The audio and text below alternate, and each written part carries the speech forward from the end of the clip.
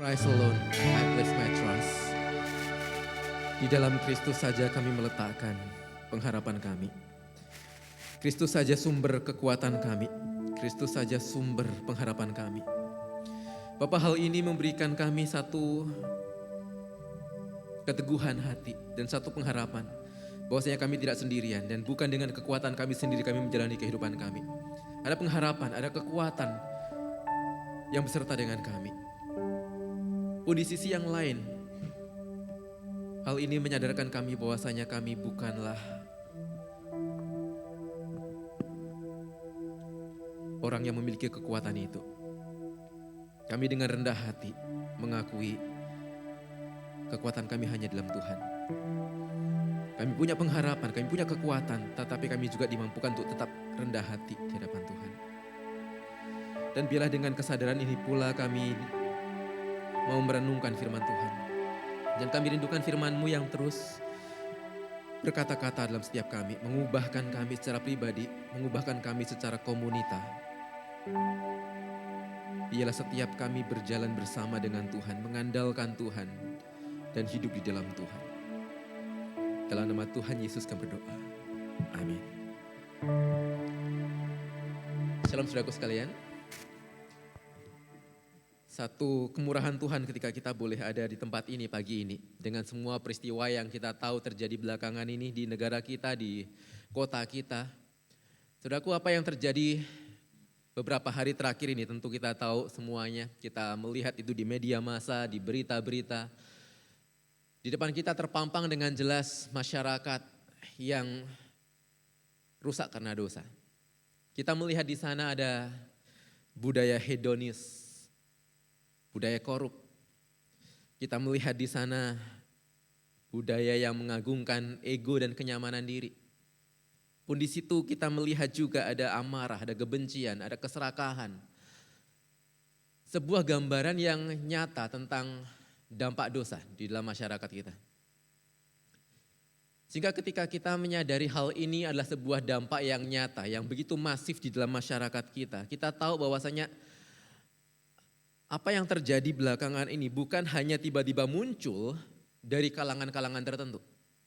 Bukan hanya dari kalangan orang-orang tertentu, segelintir orang yang kemudian menyebabkan semua ini terjadi. Ketika kita melihat masyarakat sekitar kita, maka kita juga menyadari mungkin kita juga punya andil di dalam kondisi yang seperti ini. Ketika kita sebagai masyarakat, kita juga menghidupi nilai-nilai yang sama seperti dunia. Ketika kita mengagungkan kenyamanan diri kita. Ketika kita kemudian melakukan praktek suap untuk memperlancar urusan-urusan kita. Ketika kita terbiasa dengan ketidakjujuran, ketika kita kemudian terbiasa untuk mempergunakan koneksi pribadi untuk kemudian memasukkan anak kita ke sebuah tempat kerja tertentu dan lain sebagainya. Maka sebenarnya kita pun juga kemudian ikut andil dalam membangun sebuah budaya dunia di mana koneksi, di mana materi itu lebih penting daripada kejujuran, daripada prestasi dan lain sebagainya. Maka sekali lagi apa yang terjadi menyadarkan kita bahwasanya ini sebuah kondisi yang dimulai sejak lama. Sebuah kondisi yang bahkan sudah dimulai dari akar rumput, dari masyarakat, dari sistem dan lain sebagainya. Sehingga ketika kita menyadari bahwasanya kondisi realitas masyarakat kita seperti ini, maka kita tahu tidak ada solusi yang instan di sana. Tidak ada sebuah solusi yang instan untuk mengubahkan kondisi kita. Bahkan ketika hari-hari ini disuarakan untuk menurunkan orang tertentu, mengganti orang-orang tertentu dengan orang-orang yang baru. Apakah kemudian kita yakin bahwasanya orang yang baru itu akan membawa sebuah perubahan? Bisa ya mungkin, atau bisa juga tidak. Kita sudah banyak melihat sebuah contoh bagaimana dulu orang-orang memihak rakyat ketika kemudian duduk di kursi-kursi pemerintahan punya kuasa. Akhirnya juga terjebak dalam sebuah lingkaran yang sama. Kenapa? Karena kita tahu tadi di hari awal akar permasalahannya itu dimulai dari bawah. Dari sebuah budaya yang dibangun setiap hari. Hari demi hari, bulan demi bulan, bertahun-tahun. Sehingga tinggal menunggu waktu di mana itu muncul ketika diberikan kuasa, ketika diberikan wewenang dan lain sebagainya. Hari ini kita akan melihat satu topik tentang gospel culture, sebuah budaya yang dibentuk oleh mentalitas berkemenangan. Sebuah budaya yang baru yang Alkitab tawarkan kepada kita menjadi sebuah solusi. Ketika kita menyadari sebuah budaya yang dirusak oleh dosa di masyarakat kita. Sebuah budaya korup, sebuah budaya hedon, sebuah budaya ego, sebuah budaya yang mengagungkan kenyamanan diri sendiri. Maka perlu ada sebuah counterculture, sebuah budaya pembanding, sebuah budaya tandingan untuk kita mengubahkan situasi ini. Sebuah budaya yang dihidupi oleh orang-orang yang telah berkemenangan. Saudaraku, orang-orang yang telah berkemenangan ini telah kita diskusikan, kita pelajari, kita renungkan selama minggu-minggu yang lalu di bulan Agustus. Ketika kita berkemenangan dari ikatan luka masa lalu kita.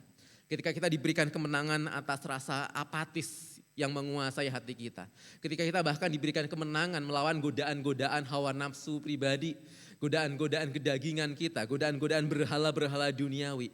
Ketika masing-masing di antara kita menghidupi hidup yang berkemenangan sebagai seorang pribadi. Kemudian kita dikumpulkan dalam sebuah komunitas.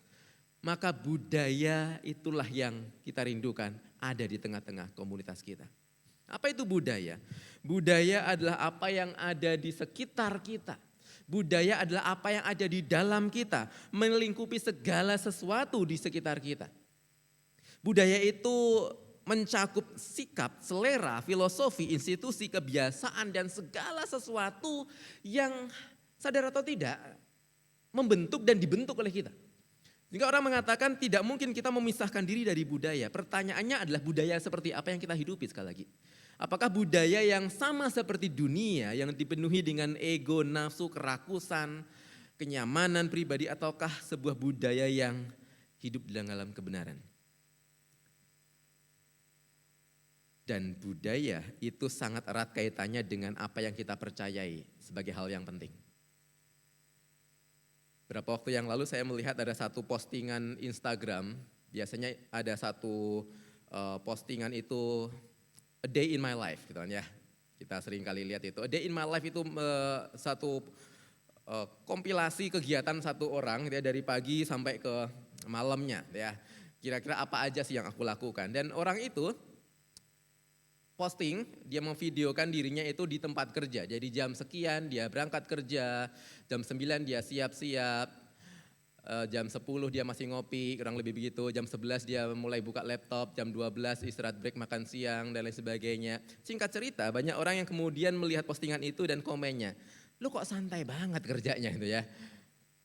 Belum lagi tadi ada break makan siang, nanti jam 3 lagi break snack sore dan lain sebagainya. Belum lagi di tempat kerjanya ada games dulu, dia bisa main biliar di situ dan lain sebagainya. Santai banget. Sampai akhirnya mereka melihat, di mana lu kerja? Di Google. Okay. Dan beberapa orang menyadari, lu lihat dulu dia kerja di mana. Untuk masuk ke Google aja berarti bukan orang yang santai. Dia punya kompetensi yang sudah cukup untuk masuk di sana. Dan kita lihat orangnya itu bekerja di bagian apa. Dan budaya kerja Google salah satunya adalah creativity.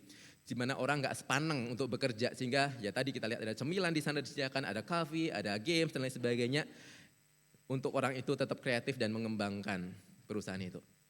Sehingga apa yang menjadi budaya kerja yang kita lihat sebagai sesuatu yang kok santai, kok kemudian banyak cemilannya dan lain sebagainya. Itu dipengaruhi dari apa yang mereka anggap penting, yaitu creativity.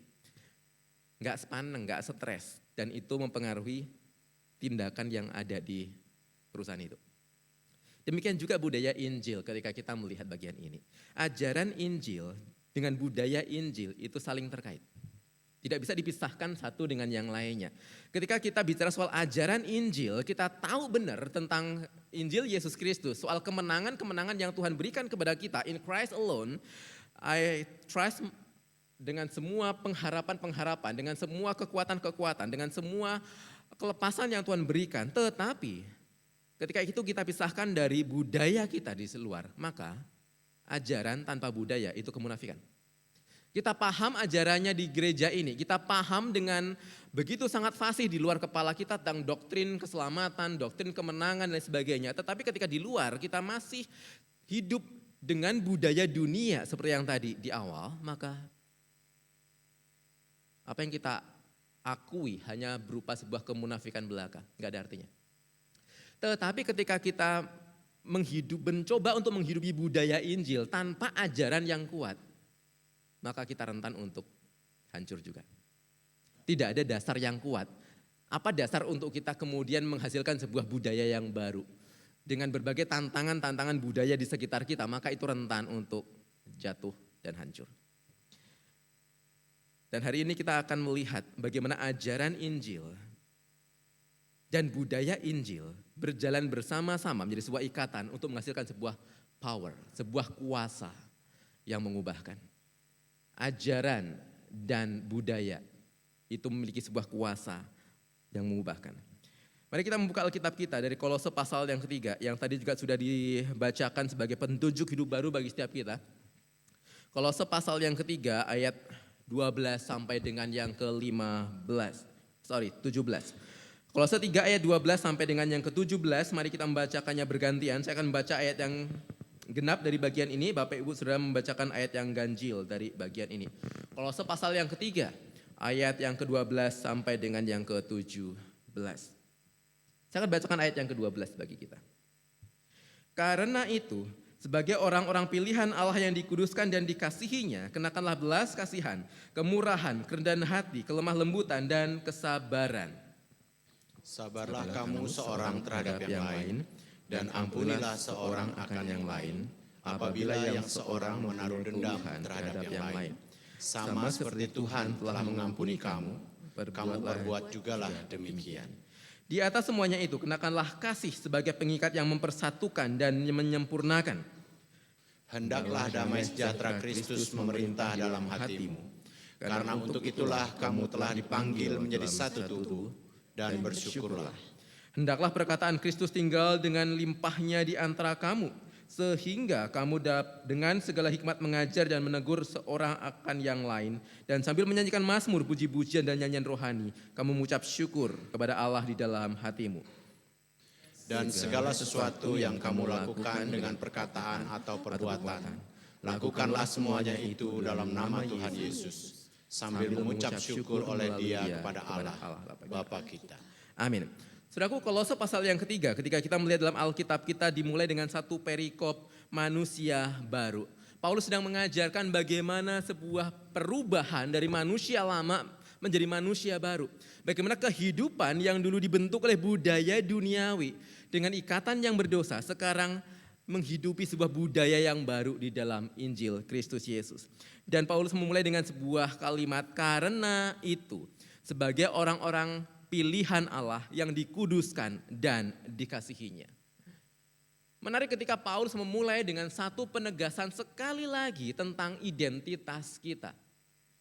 Kamu adalah orang-orang pilihan Allah yang dikuduskan dan dikasihinya. Kenapa bagian ini penting saudara? Karena di dalam kekristenan, di dalam Injil, identitas itu selalu mendahului aktivitas. Identitas siapa kita di dalam Tuhan itu mendahului apa yang harus kita lakukan untuk Tuhan. Dan ini nggak bisa dibalik. Ini nggak bisa dibalik ketika kita mendahulukan apa yang kita lakukan bagi Tuhan untuk membentuk identitas kita. Itu bukan nilai kekristenan. Agama-agama di luar sana mengajarkan hal itu. Lakukan sesuatu bagi Tuhan, maka kamu akan mendapatkan identitas dalam Dia. Tetapi Injil kekristenan mengajarkan sesuatu yang dibalik dari itu.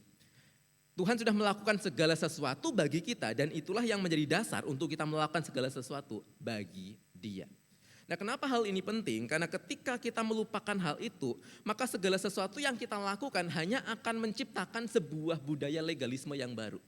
Seperti orang-orang Yahudi pada zaman dulu, ketika kemudian melakukan segala sesuatu tanpa identitas yang aman dalam Tuhan, maka outputnya adalah sebuah kesombongan rohani di sisi yang satu, atau sebuah kehancuran identitas ketika mereka gagal. Maka identitas di dalam Tuhan itu menjadi suatu hal yang penting untuk kita pegang erat, menjadi sebuah dasar identitas kita dan dasar aktivitas kita di sana. Tanpa ini kita akan mengalami sebuah blunder, di mana mungkin kita melakukan segala sesuatu yang nampaknya permukaannya baik, tetapi dengan hati yang salah. Dan ketika kita bicara soal berkemenangan, bukankah berkemenangan yang kita bahas selama 1 bulan ini, berkemenangan di dalam Tuhan, itu begitu jauh berbeda dengan kemenangan-kemenangan yang dimaksudkan oleh dunia di luar memang. Ketika orang-orang di luar bicara soal kemenangan, maka itu identik dengan sebuah pencapaian, sebuah prestasi, sebuah kebanggaan diri, sebuah kekuatan dan kehebatan. Aku sudah menang, aku sudah mengalahkan ini dan mengalahkan itu, sehingga bisa berbangga diri, bisa memegahkan diri. Tetapi kemenangan Kristus ketika kita melihat Alkitab kita, diberikan kepada kita ketika kita justru mengakui kelemahan kita. Ketika kita justru mengakui kegagalan kita, ketika kita justru mengakui ketidakberdayaan kita, di tengah segala ketidakberdayaan kita mengarahkan mata kita kepada Kristus dan salibnya, dan di sanalah kita diberikan kemenangan itu. Sehingga titik tolaknya begitu jauh berbeda, awalnya dasarnya begitu jauh berbeda. Bukan dengan kehebatan kita, bukan dengan keagungan semarak kemegahan kita, tetapi dengan kehancuran kita dan rasa syukur karena apa yang Tuhan sudah berikan kepada kita. Orang-orang yang dipilih Allah, dikuduskan dan dikasihinya. Identitas itu penting untuk membentuk aktivitas kita. Identitas kita di dalam Tuhan itu menjadi sebuah dasar supaya kita kemudian bisa menampilkan sebuah kehidupan yang menampilkan tanda-tanda Injil dalam kehidupan kita. Apa itu tanda-tanda Injil? Dikatakan di ayat yang 12 bagian B, maka kenakanlah belas kasihan, kemurahan, kerendahan hati, kelemah lembutan dan kesabaran. Ketika kita menyadari bahwasanya hidup kita adalah orang-orang yang telah dipilih Tuhan, kita dikuduskan oleh Tuhan, kita sudah dimenangkan di dalam Tuhan, maka kenakanlah sebuah pola hidup yang baru. Kita sering kali melihat bagian ini di mana kita menanggalkan manusia lama kita dan kita mengenakan manusia baru kita. Berarti ada sesuatu pola kehidupan yang lama yang kemudian kita tinggalkan dan sekarang kita mengenakan, kita menghidupi sebuah pola yang baru. Atau kalau dalam istilah pagi ini sebuah budaya yang baru. Bukan lagi budaya seperti yang dunia selama ini hidupi. Bukan lagi budaya-budaya yang kemudian dipengaruhi oleh ego diri, popularitas, kenyamanan diri dan lain sebagainya. Tetapi sebuah budaya yang baru, budaya yang penuh dengan belas kasihan, kemurahan, kerendahan hati, kelemah lembutan, kesabaran dan lain sebagainya. Tentu saja Paulus tidak sedang berusaha untuk mendaftarkan semua virtue dalam kekristenan. Tidak akan cukup. Tetapi apa yang kemudian dia sampaikan dari sebuah gambaran besar, pola kehidupan seperti apa yang harusnya kita hidupi. Dan dikatakan, di atas semuanya itu, kenakanlah kasih sebagai pengikat yang mempersatukan dan menyempurnakan. R.C. Sproul dalam sebuah komentarinya mengatakan bahwasanya kasih dalam bagian ini, Paulus menempatkan kasih itu sebagai perekat, sebagai sebuah lem yang menyatukan semua virtu yang lain, semua kebajikan yang lainnya. Tanpa kasih, semua kebajikan lainnya bagikan setumpuk pakaian yang longgar. Kasih adalah sebuah ikat pinggang yang menyatukan semuanya dan pada tempatnya yang proporsional. Tanpa kasih, maka semua kebajikan-kebajikan itu mungkin secara tampak luar bisa kita lakukan. Tetapi dengan sebuah dasar motivasi yang keliru. Tanpa kasih, kebaikan bisa menjadi keras. Tanpa kasih, kebenaran bisa menjadi kejam. Ketika kita hanya kemudian menampilkan atau mengejar kebenaran demi kebenaran tapi tanpa empati. Tanpa kasih, kerendahan hati bisa menjadi kemunafikan. Orang bisa menampilkan sebuah kehidupan yang nampaknya secara luar begitu rendah hati. Nampaknya secara tampak luar begitu melayani. Tetapi di dalam hatinya bukan untuk orang lain. Bukan untuk kepentingan orang lain, tetapi untuk kepentingan diri supaya aku kemudian dikenal sebagai seorang yang humble. Sebagai seorang yang rendah hati, sebagai seorang yang kemudian bisa diagungkan. Ketika bicara soal kerendahan hati pelayanan, maka lihatlah orang ini. Maka kasih itu yang menyatukan. Budaya Injil adalah budaya yang penuh dengan belas kasihan dan bukan penghakiman. Budaya yang penuh dengan kemurahan dan bukan kebengisan. Budaya yang penuh dengan kerendahan hati dan bukan kesombongan pribadi. Dan bukankah ini baru bisa terjadi ketika secara pribadi kita sudah menghidupi kemenangan-kemenangan yang kita pelajari, kita renungkan di minggu-minggu sebelumnya. Ketika kita katakanlah kita masih diikat oleh luka-luka batin kita di masa yang lampau. maka itu sangat mungkin mempengaruhi kita untuk kita nggak bisa hidup dengan penuh belas kasihan, kemurahan, kerendahan hati. Katakanlah mungkin kita dulu pernah dihina orang, kita pernah direndahkan orang karena kita miskin, katakanlah karena kita gagal dan lain sebagainya. Kita dihina, kita direndahkan, dan itu menyisakan luka batin yang belum kita selesaikan di hadapan Tuhan. Itu membentuk kita menjadi pribadi-pribadi yang keras. Yang kemudian ketika Tuhan memberikan kita sebuah kesempatan untuk kita mencapai titik kesuksesan tertentu, kita punya posisi, kita punya materi, kita mengatakan, nih gak ada lagi yang bisa merendahkan aku. Kita membanggakan diri dan kita pegang erat apa yang menjadi sebuah kebanggaan kita itu. Kita pegang erat materi kita, jangan sampai aku kehilangan materi lagi, nanti aku direndahkan lagi.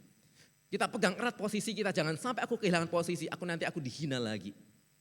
Maka materi, posisi, harga diri itu menjadi berhala baru kita. Yang dengannya kita nggak bisa akhirnya penuh dengan belas kasihan kepada orang lain. Kita nggak bisa penuh dengan kemurahan karena kita sibuk menjaga identitas kita sendiri. Jangan sampai aku dihina. Yang ada justru kita menghina orang lain supaya kita tetap ada di atas. Yang ada kita merendahkan dan menekan orang lain supaya posisi kita aman di atas. Waktu kita masih terikat dengan budaya-budaya hedonisme, materi-materi, berhala-berhala duniawi, maka kita juga akan tidak mampu menghidupi kemurahan, kerendahan hati dan lain sebagainya. Kita akan sibuk dengan berhala kita, memuaskan keinginan-keinginan daging kita sehingga kita nggak bisa hidup dengan segala virtu ini. Dan sekali lagi, itu tidak dipisahkan dari apa yang kita imani seharusnya. Jangan sampai kita memisahkan ini sekali lagi. Ingat kembali bahwasanya apa yang kita imani itu membentuk budaya kita. Itu kenapa sepanjang Agustus ini kita diingatkan tentang apa yang memberikan kita kemenangan itu.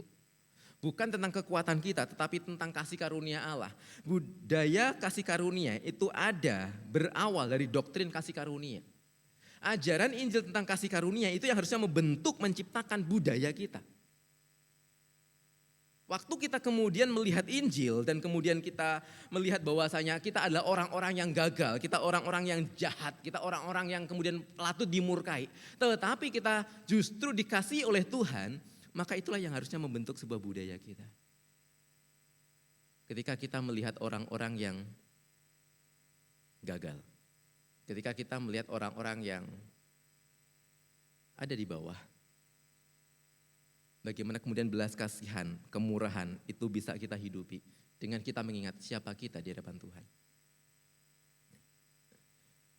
Ketika kita melihat budaya Injil, maka budaya Injil adalah sebuah budaya di mana kebaikan terjadi kepada orang-orang yang tidak baik, yaitu kita.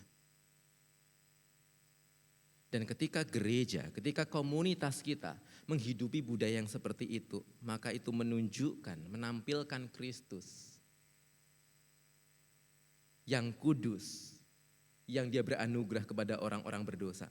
Raja yang berteman dengan musuh-musuhnya. Sang jenius yang masih memberikan kita kesabaran lagi dan lagi. Sehingga waktu kemudian kita berhadapan dengan orang-orang yang maaf kata menurut kita mereka lambat dan begitu susah untuk diajak maju. Mari kita ingat Injil juga. Bukankah kita juga sama seperti itu di hadapan Tuhan? Waktu kita melihat banyak orang yang gagal, mari kita mengingat siapa kita di hadapan Tuhan. Bukankah kita juga adalah orang yang gagal yang kemudian dipenuhi dengan kasih karunia. Maka sekali lagi biarlah apa yang kita imani, apa yang kita pahami secara doktrinal ini membentuk budaya kita juga. Membentuk budaya kita kepada orang-orang lain. Dan tentu saja saudara mungkin kita melihat membentuk sebuah budaya itu enggak gampang, bukan? Ketika tadi dikatakan di awal budaya masyarakat kita sudah syarat dengan korup, budaya yang syarat dengan suap, dengan nepotisme dan lain sebagainya. Maka untuk mengubahkan budaya yang seperti ini enggak cukup dalam satu malam. Pun demikian ketika kita mau mengubahkan budaya kita, budaya keluarga kita, budaya gereja kita. Gak cukup dengan satu kali dengar khotbah hari Minggu. Maka di sana cara kerja budaya Injil adalah bagaimana kita terus diproses lagi, dan lagi. Ayat yang ke-16 dikatakan, hendaklah perkataan Kristus diam dalam segala kekayaannya di antara kamu. Biarlah perkataan Kristus tinggal dengan limpahnya, dalam terjemahan yang lain, di antara kamu. Perkataan sekali lagi, firman di sana, begitu penting posisinya. Firman, perkataan, ajaran itu begitu penting. Maka jangan punya sebuah persepsi bahwasanya yang penting kita hidup baik di luar saja. Yang penting kita hidup baik kepada orang-orang, gak terlalu peduli dengan doktrin, gak terlalu peduli dengan ajaran. Yang penting aku bisa hidupku baik, prakteknya hidup baik. Gak bisa. Seperti yang tadi, budaya tanpa ajaran itu lemah, itu gampang rapuh, gampang hancur. Waktu kita mau membentuk sebuah kehidupan yang pokoknya aku hidup baik, kita perlu untuk kembali ke perkataan Yesus. Firman yang menjadi dasar kita. Firman itu, biarlah itu diam di dalam kita dengan segala kekayaannya. Dengan segala kelimpahannya. Terus menarik ketika memakai sebuah kata segala kekayaannya, dengan segala kelimpahannya. Karena memang Injil, firman Allah, kebenaran Allah itu begitu indah. Mungkin kita merasa oke, aku udah paham kok Injil, aku udah paham kasih karunia, aku udah paham itu berita anugerah itu seperti apa. Seorang mengatakan waktu kita merasa diri kita sudah paham, sebenarnya kita justru gak tahu apa-apa tentang kasih anugerah. Injil kebenaran Kristus itu seperti diamond, seperti permata yang ketika kita lihat dari setiap sisi yang berbeda itu menampilkan keindahannya sendiri-sendiri. Dimana ketika kita menggalinya, ketika kita merenungkannya, ketika kita kemudian kita meresapinya, setiap waktu selalu ada suatu hal yang menakjubkan kita. Dan itulah kenapa harusnya kita nggak pernah bosan dengan Injil, kita nggak pernah bosan dengan firman Tuhan, dengan kasih karunia. Dan Tim Keller mengatakan, Injil itu bukan hanya sekedar ABC dari kekristenan, tapi Injil itu adalah A sampai Z dari kekristenan. Yang artinya Injil itu bukan cuma sekedar doktrin minimum yang diperlukan untuk kita masuk Kristen. Waktu kita kemudian katekisasi dan kita kemudian terima Kristus, di sana kita diajarkan oleh Injil, lalu kemudian kita berusaha dengan kekuatan kita sendiri, enggak seperti itu. Tetapi Injil adalah apa yang membentuk kita, sebuah jalan untuk kita melewati sebuah progres di dalam kerajaan Allah ini. Setiap langkahnya kita perlu Injil, kita perlu firman. Kita perlu untuk merenungkan lagi, dan lagi. Atau kalau dalam istilahnya Van der Stelt mengatakan, kita perlu fasih di dalam Injil itu. Sebuah gospel fluency, sebuah kefasihan dalam Injil. Saudara bisa paham tentang sebuah kefasihan. Seringkali itu dipakai ketika kita bicara bahasa asing, kan? Waktu kita ngomong misalnya bahasa Inggris, yang paling banyak katakanlah saja. Mungkin kita bisa tahu, kita tahu kata-kata tertentu, kita tahu kosakata tertentu dalam bahasa Inggris dan kita paham itu. Tetapi apakah kita fluent atau enggak? Itu sebuah pertanyaan yang lain. Ketika kita fluent itu bukan hanya kita bisa memahami sebuah kalimat dalam bahasa Inggris, tetapi bahkan ketika kita dengerin orang tanpa mikir panjang kita sudah paham dan bahkan kita sudah bisa berpikir di dalam bahasa Inggris sehingga kita ngomong pun gak pakai mikir, katakanlah begitu ya. Kita sudah mikir dalam bahasa Inggris dan kita ngomong dalam bahasa Inggris, itu artinya kita sudah fluent. Kita mungkin paham tentang Injil, kita mungkin paham tentang kasih karunia, kita mungkin paham tentang anugerah dan lain sebagainya, tapi apakah kita sudah fluent di dalam Injil itu? Yang artinya sama seperti kita fluent dalam bahasa asing yang tadi, ketika kita berhadapan dengan seseorang, otomatis gak pakai mikir, kita itu sudah berespon secara injili. Otomatis kita itu sudah berespon dengan yang tadi, kasih karunia, kebaikan, kemurahan. Seringkali bukankah kita sudah paham apa itu Injil, apa itu anugerah, apa itu firman, tetapi kita belum fluent di sana. Kita masih berusaha untuk menghidupi masih tergoda dengan yang ini dan tergoda dengan yang itu. Kita masih seringkali masuk dalam sebuah budaya dunia di sana. Dan itulah perlunya kita belajar terus. Ada sebuah pola yang perlu kita hidupi di mana Injil, presisi Injil itu terus kita renungkan. Gospel precision itu maksudnya begini. Temukan satu berita Injil yang itu sangat ngena bagi kita. berkaitan dengan keterikatan kita misalnya. Ketika saya merenungkan tentang diri saya sendiri, saya menyadari di tahun-tahun yang lampau saya itu sangat terikat dengan pengakuan dari orang lain. Sehingga saya akan menampilkan sebuah kehidupan yang baik di hadapan orang. Yang dengan begitu saya berusaha untuk menutupi kelemahan-kelemahan saya. Ketika ada orang yang melihat kelemahan itu dan kemudian mengkritik atau menasehati secara positif gitu ya, itu bahkan itu akan mengganggu saya, akan mengganggu kenyamanan saya berhari-hari bahkan. Kenapa? Karena berhala saya ada dalam sebuah pengakuan ke orang lain. Sehingga gospel precision seperti apa yang saya butuhkan, saya perlu untuk terus mengingatkan diri saya tentang siapa saya tadi di dalam Kristus.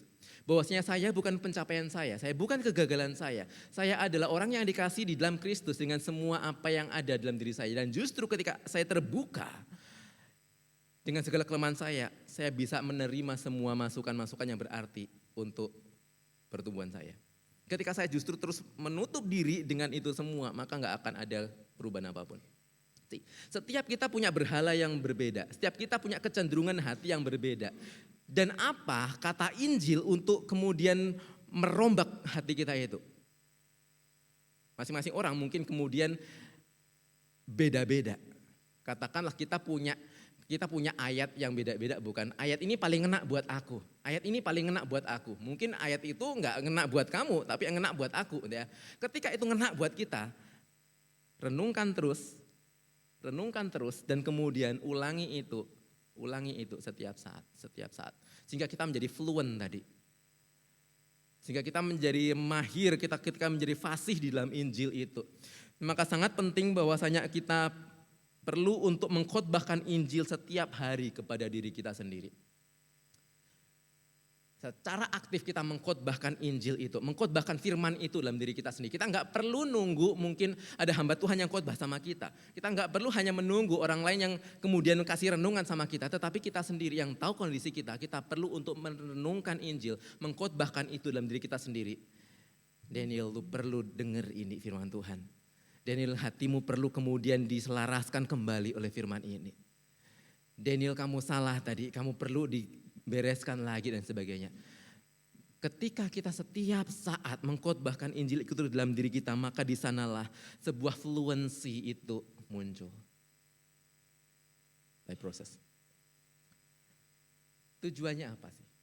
Tujuannya sekali lagi ketika kita melihat di dalam bagian ini. Ketika kamu melakukan segala sesuatu dengan perkataan atau perbuatanmu, lakukanlah semuanya itu di dalam nama Tuhan Yesus.